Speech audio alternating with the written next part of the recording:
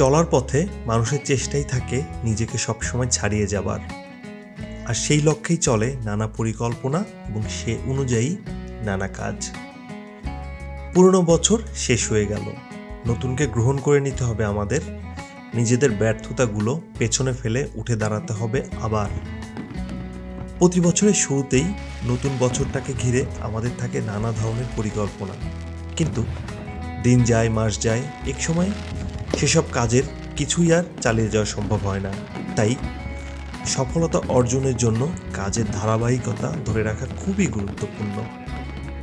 আপনার পরিকল্পনাগুলোকে বাস্তবায়ন করতে একই মনোবল আর প্রতিজ্ঞায় এগিয়ে যেতে চাইলে এবং অর্থনৈতিক দিক থেকে স্বাবলম্বী এবং প্রতিপত্তি পেতে চাইলে কিছু টিপস অনুসরণ করুন। প্রথমত, সঠিক পরিকল্পনা করুন এবং সেই পরিকল্পনাগুলো বাস্তবায়নে গভীরভাবে মনোনিবেশ করুন। আপনি যে কাজটি করছেন সেই কাজের প্রতি আপনার অবশ্যই পূর্ণ মনোযোগ থাকতে হবে। সহজ করে বলতে গেলে নিজের কাজের প্রতি আপনার ভালোবাসা থাকতে হবে, কাজটাকে উপভোগ করতে হবে। আপনি যে কাজটাই করুন না কেন তা যদি কঠোর পরিশ্রমের সঙ্গে করেন, তাতে আজ নয়তো কাল সফলতা অবশ্যই আসবেই। নাম্বার 2, একই মানসিকতার মানুষের সান্নিধ্যে থাকুন। আপনার চারপাশে সবসময়ই কিছু মানুষ দেখবেন ঘোরাফেরা করছেই। তাদের মধ্যে থেকে অনেকেই আছেন যারা নিজেদের লক্ষ্য সম্পর্কেই আসলে সচেতন নয়। নির্দিষ্ট কোনো গতিতে তাদের জীবন চলে না। এই ধরনের মানুষকে এড়িয়ে চলার চেষ্টা করুন। যাদের নিজেদের লক্ষ্য স্থির, যারা সাফল্যকে ছুঁতে দৃঢ় প্রতিজ্ঞ, তাদের সঙ্গে মিশুন, কথা বলুন। আপনিও সাফল্যকে ছুঁতে দৃঢ় প্রতিজ্ঞ হবেন। দ্রুত সফলতা অর্জনের জন্য এ পথের কোনো বিকল্প নেই। নাম্বার 3, একদিকে লক্ষ্য করে ছুটে চলবেন না। অনেকেই রয়েছেন যারা সরকারি চাকরির পেছনে হন্য হয়ে ছুটতে থাকেন, বা একদিকে লক্ষ্য করে ছুটতেই থাকেন এবং সেটি না পাওয়া পর্যন্ত তার পেছনে ছুটেই চলেন। একদিক লক্ষ্য করে শুধু ছুটে চলবেন না। একটি স্থানে নিজেকে কিছুটা সেট করে নিয়ে তারপরে নিজের স্বপ্নের পেছনে ছুটতে পারেন। অর্থাৎ আপনার নির্দিষ্ট কিছু লক্ষ্য থাকবে এবং সেই লক্ষ্য অর্জনের জন্য বিকল্প কিছু পন্থাও থাকবে। আপনি সেই লক্ষ্য অর্জনের জন্য স্টেপ বাই স্টেপ আগানোর চেষ্টা করবেন, প্রয়োজনে বিকল্প পন্থাতেও আগাতে চেষ্টা করবেন। এতে আপনার সফল হওয়ার সম্ভাবনা অনেক বেশি থাকে। নাম্বার 4, শো অফ করার কোনো প্রয়োজন নেই। শো অফ করা আমাদের রন্ধে রন্ধে মিশে রয়েছে। নিজের জিনিস অন্যের কাছে জাহির করতে ব্যস্ত আমরা, যেটা মোটেও শোভনীয় নয়। আপনার যা রয়েছে তা অন্যের কাছে জাহির করার চেষ্টা করবেন না।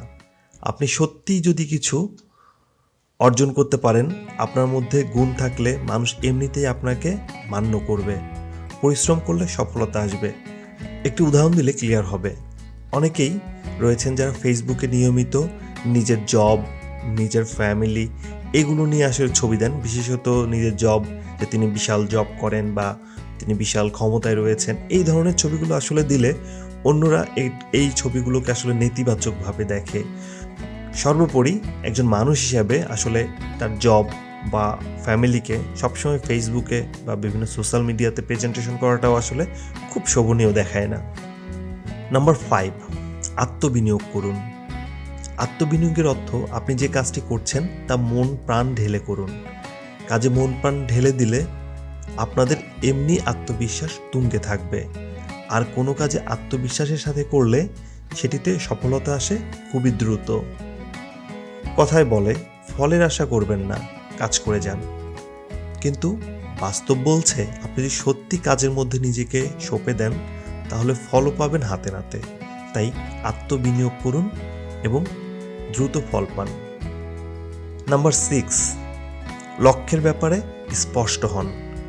সফলতা পাওয়ার আগে সবার প্রয়োজন নিজের লক্ষ্যকে স্থির করা। নিজের লক্ষ্যই যদি আপনার কাছে স্পষ্ট না হয় বা অস্পষ্ট হয়, তাহলে তো তাকে ছোঁয়া কখনোই সম্ভব নয়। লক্ষ্য ছাড়া সাফল্যের শীর্ষ চূড়ায় পৌঁছানো প্রায় অসম্ভব। লক্ষ্যই হচ্ছে সাফল্যের সিঁড়িস্বরূপ। লক্ষ্যেই সাফল্যের ভিত্তি স্থাপন তৈরি করে। তাই অবশ্যই আপনার লক্ষ্যের ব্যাপারে স্পষ্ট হন। সাফল্যের স্বর্ণ শিখরে নিজেকে আবিষ্কার করতে হলে নিজের লক্ষ্যের ব্যাপারে স্পষ্ট হতেই হবে। নাম্বার 7, প্রতিটি অর্থের হিসাব রাখুন। কোথায়, কখন, কী কারণে কত টাকা অর্থ ব্যয় করেছেন তার প্রত্যেকটির হিসাব রাখুন।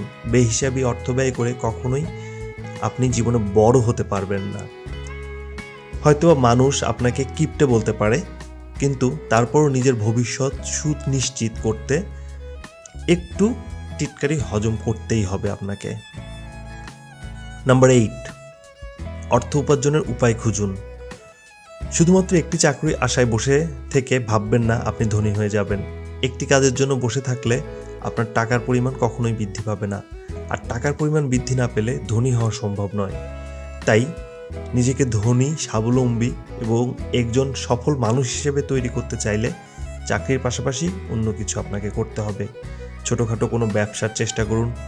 নিজের উপার্জনের মাধ্যম বাড়িয়ে নেওয়ার জন্য এখন থেকেই চেষ্টা করুন। নাম্বার 9, সঞ্চয় করুন। সঞ্চয় আপনার জীবনে যে কোনো সময় অনেক গুরুত্বপূর্ণ ভূমিকা পালন করতে পারে।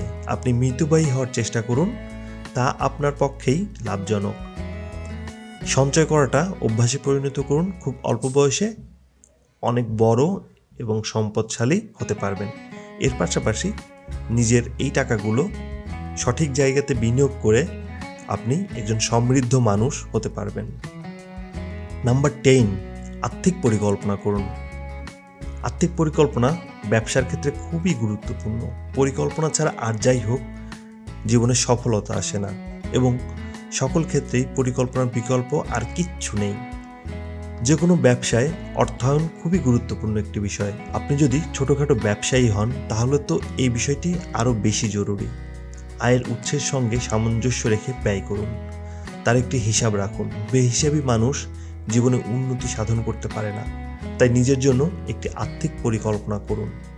2021 সাল, এই সালকে নিয়ে আমাদের অনেক প্ল্যান রয়েছে, অনেক আশা রয়েছে, অনেক স্বপ্ন রয়েছে। এই স্বপ্নগুলো, এই আশাগুলো বাস্তবায়নের লক্ষ্যে একটি সুনির্দিষ্ট পরিকল্পনা করুন এবং সেই পরিকল্পনা মাফিক আজ থেকেই আপনার জীবন অতিবাহিত করুন।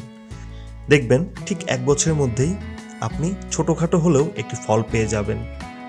তাই আর সময় নষ্ট না করে আজ থেকেই নিজেকে তৈরি করুন এবং চেষ্টা করুন নিজেকে অন্যদের থেকে একটু আলাদা হিসাবে তৈরি করতে।